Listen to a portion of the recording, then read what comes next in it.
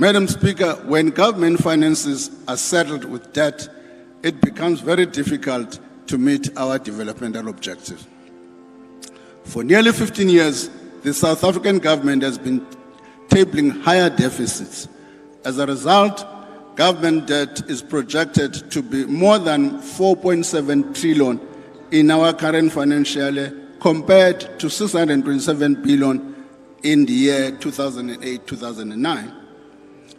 This debt is incurring debt service cost that will average 350.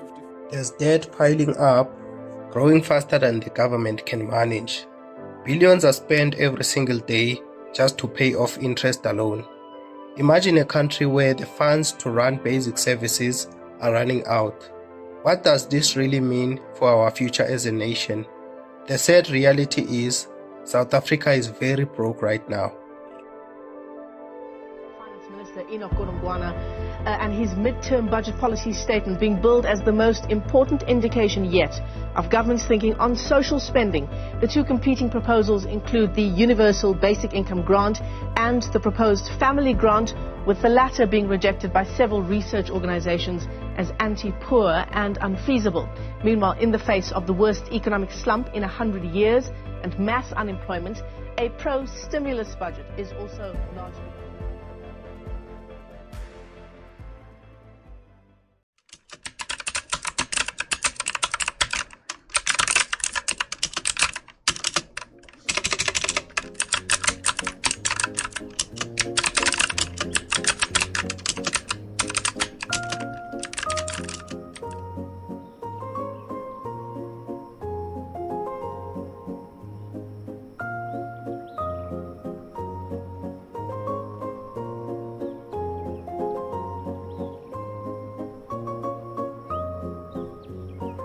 It's 2024. South Africa's debt is sitting around 75% of the country's GDP, its total economic output. For some context, GDP represents the total value of goods and services produced within the country. So when we say 75%, that's a huge chunk of South Africa's economy swallowed by debt. But it doesn't stop there. The number moves closer to 90% when we include the debt of state-owned enterprises and local municipalities. Imagine if all the money South Africa makes goes towards paying what it owes. Sadly, that's where we're headed.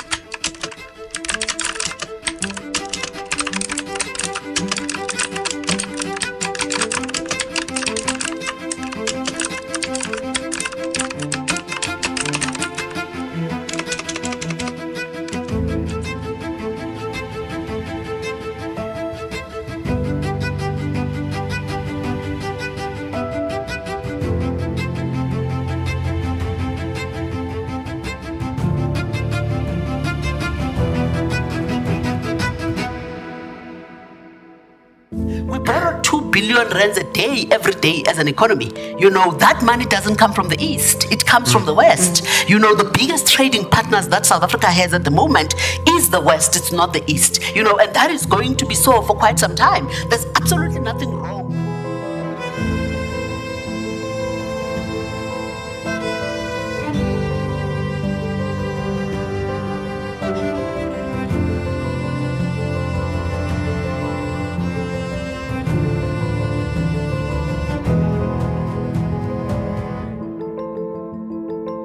Every year our debt grows by around 2 to 3% relative to GDP. That means every year we owe more than we did before.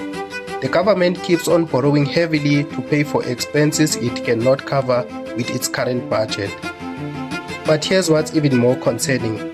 Lenders won't keep lending us money forever. One day they may refuse.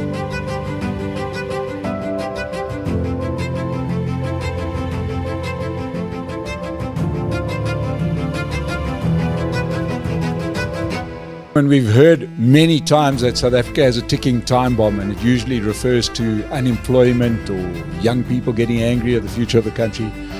This is not just, this is a ticking time bomb that is going to explode because it's science. Soon enough, people are going to want money back, want us to repay money that we have borrowed from them, and we don't have it. And they're going to come for us. And when they do that, there's going to be extractions. They're going to set policy for the country. Right? We all have heard about it. If you haven't heard about it, just look up economic structural adjustment programs. A nice way of saying, we're going to tell you how to run your country.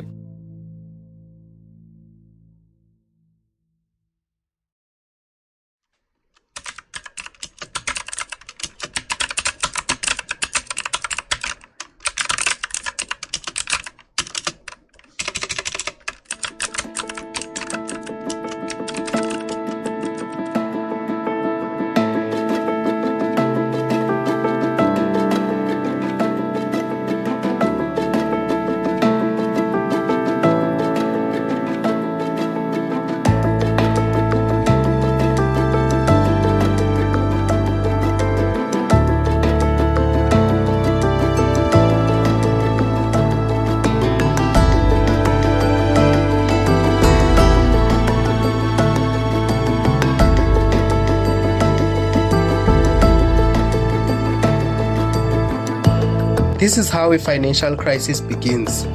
Once a country has too much debt growing out of control, lenders start to lose confidence.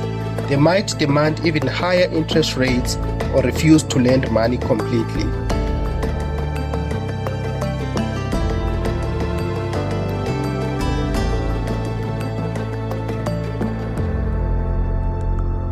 For South Africa, that means tough choices need to be made.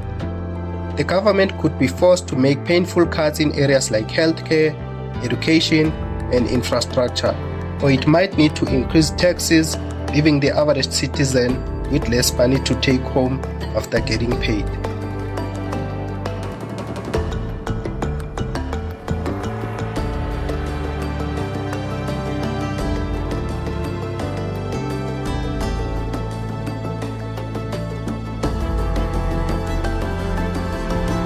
As citizens, we're already feeling the effects. Think about load shedding, public services worsening, and the very high cost of living. These are symptoms of a government running out of money, and if debt keeps on increasing, these problems will only get worse.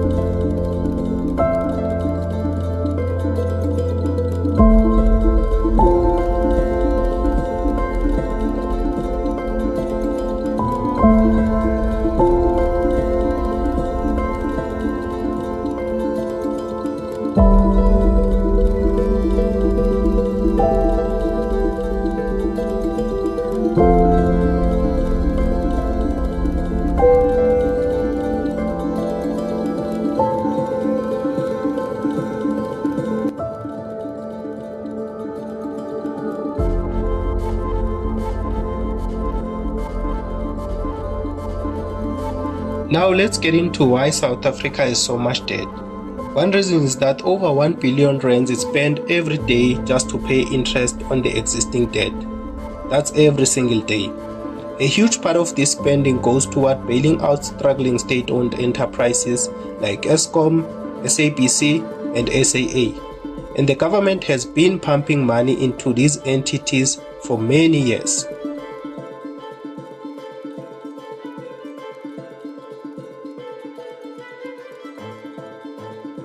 Another reason is the cost of maintaining these state-owned enterprises.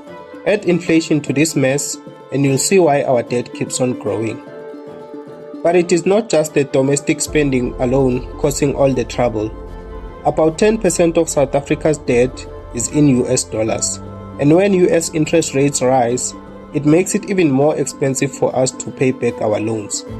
It's like having a car loan where your monthly installment increases every single time the Reserve Bank raises interest rates.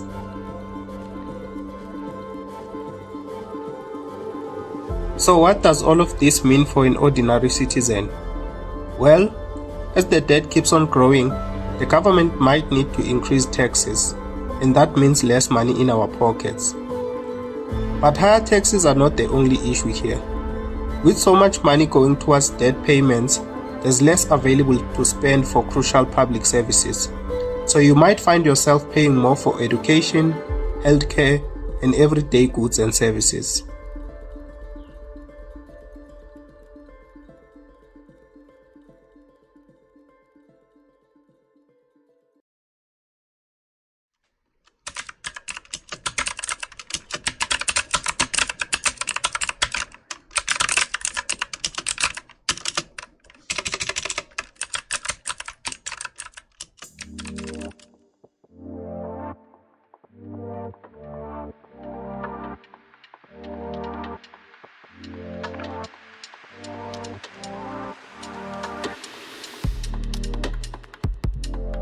Very passionate about South Africa, and I believe we will get out of the quagmire we're in, despite the darkness that we may see right now. So, where are we? So, Confucius once said that life is really simple, but we insist on making it complicated. I believe South Africa is pretty much in that boat right now, right? Things are really possibly at a breaking point. I think the direction where we go is really up to us as a country. And where we are, specifically on the state of the economy, you'll see behind me, to your left probably, the GDP numbers that I show over time. What we can see there, and what I'm trying to show you, is on the red. If any of you have never done economics, don't worry, just follow the red line. The red line you can see takes a bit of... Economists suggest that the government needs to cut back on unnecessary spending and focus on projects that will stimulate economic growth. Things like infrastructure development and job creation could help the economy to grow, which would help reduce the debt as a percentage of GDP. However, without any real growth, we are likely to see a vicious cycle where debt continues to grow, leading to even more cuts on service delivery and increasing taxes. This would only make life harder for every South African. In a situation like this, the best thing we can do is to stay informed. By understanding these issues, we can make better decisions for ourselves and for our families.